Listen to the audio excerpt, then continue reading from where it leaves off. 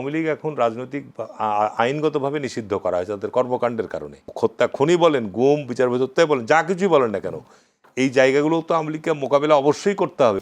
স্বরাষ্ট্রমন্ত্রী যিনি বলেছেন যে শেখ হাসিনা ফিরলে আত্মসমর্পণের সুযোগ নিয়ে গ্রেফতার করে রায় কার্যকর হবে, যে এবং সরকারটা মুখিয়ে আছে, যেটা বলতে সরকার একটা বদ্ধপরিকর তার আইনি একটা বিষয় স্বচ্ছভাবে এই বিচার করবার জন্য।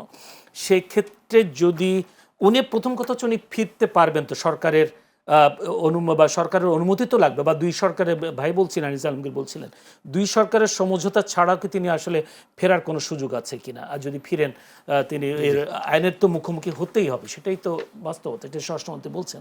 আপনার কি ধারণা? ধন্যবাদ চ্যানেলে এসে আজকের এই সংলাপ অনুষ্ঠানে আমাকে আমন্ত্রণ জানানোর জন্য। আজকের সহ আলোচক এবং চ্যানেলে এসের দর্শক বৃন্দ, শুভেচ্ছা রইল। যে বিষয়টি নিয়ে আজকে আপনি আলোচনার বিষয়বস্তু নির্ধারণ করেছেন, শেখ হাসিনা ফিরার ক্ষেত্রে যেটা আমাদের মাননীয় স্বরাষ্ট্রমন্ত্রী বলেছে যে আইন কার্যকর করা হবে, শেখ হাসিনা দেশে ফিরলে তো তাকে অবশ্যই আইনের মুখোমুখি হতে হবে, কোনো সন্দেহ নাই। সুতরাং শেখ হাসিনার মতো ব্যক্তি, যিনি বাংলাদেশ আওয়ামী লীগের দীর্ঘ প্রায় বলা যায় যে 40-45 বছর সভানেত্রী দায়িত্ব পালন করেছেন, শেখ মুজিব এবং শেখ হাসিনা মিলিয়ে বাংলাদেশ আওয়ামী লীগ প্রায় 25 বছর দেশের শাসন ক্ষমতায় ছিল। বিশেষ করে শেখ হাসিনার এই বিগত শাসনকালীন সময় বাংলাদেশে যে সমস্ত ঘটনাগুলো সংগঠিত হয়েছে, বিশেষ করে বিচার বহির্ভূত হত্যাকাণ্ড, আপনার গুম, তারপরে আপনার বিভিন্ন রাষ্ট্রীয় যে প্রতিষ্ঠানগুলো রয়েছে, বিচার বিভাগ থেকে শুরু করে আপনার আইন প্রয়োগকারী সব প্রতিষ্ঠানগুলোর থেকে শুরু করে যে প্রতিষ্ঠানগুলোকে সে তার ক্ষমতায় থাকার হাতিয়ার হিসেবে ব্যবহার করেছে, সুতরাং তাকে কিন্তু শুধু এবং সর্বশেষ যে 5ই আগস্ট থেকে এই 6ই জুলাই পর্যন্ত যে রক্তপাতের মধ্য দিয়ে তাকে দেশ ছেড়ে পালিয়ে যেতে হয়েছে, সুতরাং আপনার এই বিষয়গুলো তো তাকে অবশ্যই মোকাবেলা করা লাগবে। এটার কোনো রাজনৈতিক আলোচনায় আসুক, যেটা আমাদের ভারতের পররাষ্ট্রমন্ত্রী বলেছেন যে এটা আইনি প্রক্রিয়াও যথার্থই বলেছেন যে আপনাকে এর বিকল্প তো কোনো অপশান নাই, এর কোনো অপশান নেই বিকল্প। তার কারণ বাংলাদেশের জনগণ আপনার অন্ততপক্ষে এই জায়গাগুলোর তারা আপনার একটা সমাধান প্রত্যাশা করে। তার কারণ এখন পর্যন্ত আপনার যেমন 71-এর মুক্তিযুদ্ধের বিচারের জন্য যারা দাবি জানায়, পাশাপাশি বিগত সময়ে গুম, বিচারবহির্ভূত হত্যাকাণ্ড, তারপরে আপনার সরকারের এই অবৈধ যে সমস্ত কর্মকাণ্ড বা সরকারের শীর্ষ নেতৃবৃন্দের নামে অধিকাংশই মামলা বিদ্যমান। সুতরাং এগুলোকে তো আপনাকে মোকাবেলা ছাড়া আপনি কিভাবে বাংলাদেশে আপনি ফিরতে পারবেন? এটা কোনো যদি দুই দেশের সমঝোতার মাধ্যমে যদি ফেরে, দুই দেশের সমঝোতা তো প্রশ্ন আসছে, সেক্ষেত্রে তাদের যে সক্রিয় আওয়ামী লীগের নেতাকর্মী তো অবশ্যই আছে, তাদের একটা ভোট ব্যাংক আছে, তাই বড় কোনো আন্দোলন হওয়ার সম্ভাবনা বা আশঙ্কা দেখা বিষয় হচ্ছে দুই দেশের কথা বলা হচ্ছে। তার কারণ এটা বলাটা যৌক্তিকতাও আছে। তার কারণ বাংলাদেশ থেকে যে সমস্ত আওয়ামী লীগের শীর্ষ নেতারা বর্তমানে পালিয়ে অবস্থান করছে, তার অধিকাংশ ভারতে অবস্থান করছে এবং বিশ্বের অন্যান্য দেশেও তারা রয়েছে।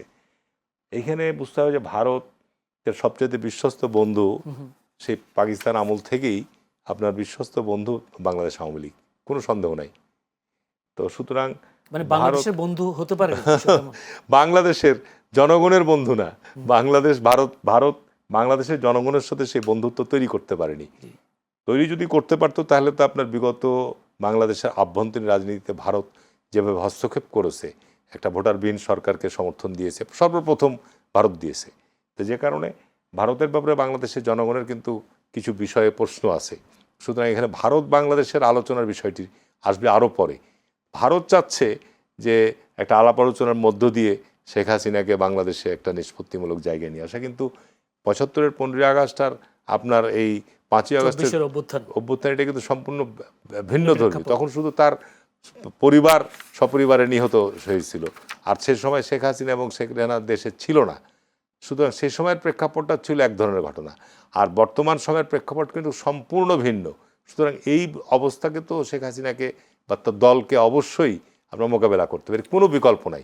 সুতরাং এই দায়িত্ব আপনার তার দল এড়িয়ে যেতে পারে না, যারা ক্ষমতায় ছিল যে পর্যায়ে থাকুক। আপনার ইউনিয়ন পরিষদের চেয়ারম্যান থেকে শুরু করে আপনার রাষ্ট্রের শীর্ষ পর্যায় পর্যন্ত এই দায়িত্ব তো কেউ এড়াতে পারে না।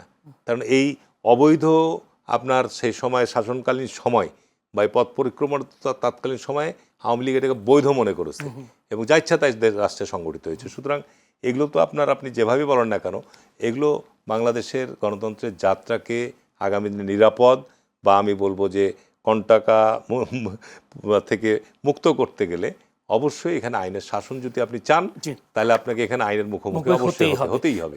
সেই ক্ষেত্রে আমি একটা প্রশ্ন করছিলাম যে ওইটাই যে আসলে আওয়ামী লীগের প্রতিষ্ঠাবার্ষিকী গেল কিছুদিন আগে, তখন প্রতিষ্ঠাবার্ষিকী ঘিরে আমরা দেখলাম সরকারের পক্ষ থেকে সব দিকে আর্মি ডিপ্লয় করতে, বিডিআর ডিপ্লয় করতে দেখলাম। মানে প্রতিষ্ঠাবার্ষিকী তারা অবশ্য তাদেরকে সারা শব্দ ছিল না আওয়ামী লীগ বা ছাত্রলীগ কারো, কিন্তু অনেকে বলছেন যে এত ভয় পাওয়ার কি আছে? আওয়ামী লীগ ফিরলেও কি বিএনপির কোনো আতঙ্কিত হওয়ার কিছু আছে কিনা? না, এখানে তো স্বাভাবিক। আপনি বাংলাদেশ আওয়ামী লীগ বাংলাদেশের একটা অন্যতম বৃহত্তম দল, কোনো সন্দেহ নাই, এবং তাদের একটা এখানে বিরাট সমর্থক রয়েছে। তার কারণে দেশের স্বাধীনতার পূর্বে বলেন, স্বাধীনতার পরে বলেন, বিএনপির সঙ্গে যে দলটির রাজনৈতিক প্রতিদ্বন্দ্বিতা গত 50 বছরে হয়েছে সেটি আওয়ামী লীগের সঙ্গেই হয়েছে। সুতরাং আওয়ামী লীগের তৃণমূল পর্যায়ের যে সমর্থক হয়েছে তারা তো এখন আছেই, তারা তো এখনও অবস্থান করছে। সুতরাং আওয়ামী লীগ এখন রাজনৈতিক আইনগতভাবে নিষিদ্ধ করা হয়েছে তাদের কর্মকাণ্ডের কারণে। সুতরাং আওয়ামী লীগের রাজনৈতিক যে সমস্ত দিবসগুলো রয়েছে সেই সময় সেই দিবসগুলো পালন করার চেষ্টা করতে পারে। তো স্বাভাবিক কারণে যেহেতু তারা রাজনৈতিক দল হিসেবে এখন নিষিদ্ধ আছে, সুতরাং এটাও কিন্তু আইন তাদেরকে মোকাবেলা করতে হবে যে এই নিষিদ্ধ আইনি মোকাবেলার মধ্যে দিয়ে প্রত্যাহার করার জন্য। তো সুতরাং এখানে সরকারকে তো অবশ্যই এই সময় আওয়ামী লীগের নাম নিয়ে বা আওয়ামী লীগের নিয়ে বিভিন্নভাবে আপনি দেখবেন যে বিভিন্ন সময় আজকে মিছিল মিটিং টুকটাক বিচ্ছিন্নভাবে কোথায় করে ফেসবুকে ছাড়ছে। গোপালগঞ্জে আমরা দেখলাম, গোপালগঞ্জে ছাত্রদলের নেতা কর্মীদের উপর হামলাও তো হয়েছে, বিভিন্ন জায়গায় হচ্ছে। তো সুতরাং এটার ব্যাপারে তো আইন প্রয়োগকারী সংস্থা বা সরকারের রাষ্ট্রযন্ত্র তো এ ব্যাপারে অ্যালার্ট থাকবেই, এটাই স্বাভাবিক। তার কারণ দেশে স্থিতিশীলতার জন্য যেমন একদিকে আপনার এগুলোর একটা শান্তি নিষ্পত্তি হওয়া দরকার, এটার জন্য আইনের শাসন আসার জন্যে এই অপরাধগুলোর সাথে যারা জড়িত তাদের বিচার আওয়ামী লীগ মেনে নিলে তো কোনো সমস্যা নাই। আওয়ামী লীগকে বিচারের মুখোমুখি হতে হবে এবং এই অপরাধের সাথে যারা জড়িত, মানি লন্ডারিংয়ে বলেন, আর দেশের অর্থ সম্পদ আত্মসাৎই বলেন, হত্যা খুনি বলেন, গুম বিচার বহির্ভূততাই বলেন, যা কিছুই বলেন না কেন, এই জায়গাগুলো তো আওয়ামী লীগকে মোকাবেলা অবশ্যই করতে হবে। অতীতের সমস্ত ঘটনার এই ঘটনার মধ্যে পার্থক্য অনেক, মানে আদালতের মুখোমুখি হওয়া ছাড়া কোনো উপায় নেই, কোনো দ্বিতীয় কোনো অপশন নেই। জনাব আনিস আলমগীর, যদি আমি পররাষ্ট্র মন্ত্রণালয় ভারতের একটা অপশন আছে, যেমন আপনার ধরেন যে 71-এর মুক্তিযুদ্ধের মতো যেটা গণহত্যা চালিয়েছিল পাক হানাদার বাহিনীর সাথে বাংলাদেশে যারা সহযোগী ছিল, জামাতে ইসলাম, নিজাম ইসলাম সহ আরও যারা ছিল, তারা 71-এর মুক্তিযুদ্ধের বিরোধিতা করার পরেও কিন্তু তারা এক সময় তারা সাধারণ ক্ষমা পেয়েছে এবং রাজনীতি করার অনুমোদনও পেয়েছে। সুতরাং বাংলাদেশে ভবিষ্যতে কি হবে এটা এখন আগাম ভবিষ্যৎবাণী করা সম্ভব না। সুতরাং এইরকম একটা অপরাধের সাথে যারা সংগত, তারা পার্লামেন্ট এখন বিরোধী দল, সেটাও ভাবতে হবে। এবং তাদের জন্য কিন্তু শেখ মুজিব ওই সময় আপনার কি মানবতা কি ট্রাইব্যুনাল গঠন করেছিল, অপরাধের ট্রাইব্যুনাল গঠন করেছিল, এবং তারপরে আবার শেখ হাসিনা বিচারের আওতায় তাদের কিছু নেতৃবৃন্দকে বিচারও করেছিল, সে বিচার নিয়ে প্রশ্নও আছে। তো সুতরাং এইটা বাংলাদেশের রাজনীতির জন্য বাংলাদেশের সকল রাজনৈতিক দলকে এই বিষয়ে আপনার অবশ্যই এই ব্যাপারগুলো। সেক্ষেত্রে আমরা দেখেছি 75-এর পরে শহীদ প্রেসিডেন্ট জিয়াউর রহমান শেখ হাসিনাকে ফিরিয়ে এনেছিলেন, এবারও কি সেরকম বিএনপি কোনো ক্ষমা টমা? তখনকার প্রেক্ষাপটটা ছিল ভিন্ন, আমি বললাম তো আপনার, তখনকার প্রেক্ষাপটটা ছিল শেখ মুজিব সহ সপরিবারে নিহত হয়েছিল। তখন আওয়ামী লীগের এই কর্মকাণ্ড, আওয়ামী লীগ ওই সময়ও ক্ষমতাকালীন সময়ে যদিও তাদের অভিযোগ আছে বাংলাদেশে একদলীয় শাসন কায়েম করেছে, বাংলাদেশে সেই সময় যারা আপনার গণতন্ত্রের জন্য সংগ্রাম করেছে, বহু মুক্তিযোদ্ধাদেরকে হত্যা করেছে, বিরোধী দলকে হত্যা করেছে, তারপরে আপনার দেশে সব রাজনৈতিক দল নিষিদ্ধ করেছে, যেটা মুক্তিযুদ্ধের চেতনার পরিপন্থী সেটা তারা কাজ করেছে।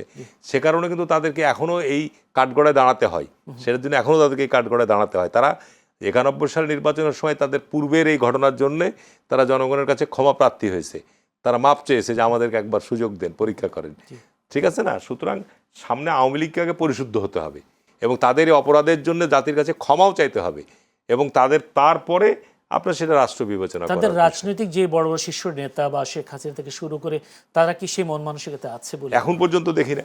তাদের বক্তব্য দেশ বিদেশ থেকে যেগুলো যারা দু একজন ছাড়ছে, তাদের তো মনে হয় না যে তারা তাদের এই অতীত কর্মকাণ্ডের জন্য তারা অনুতপ্ত।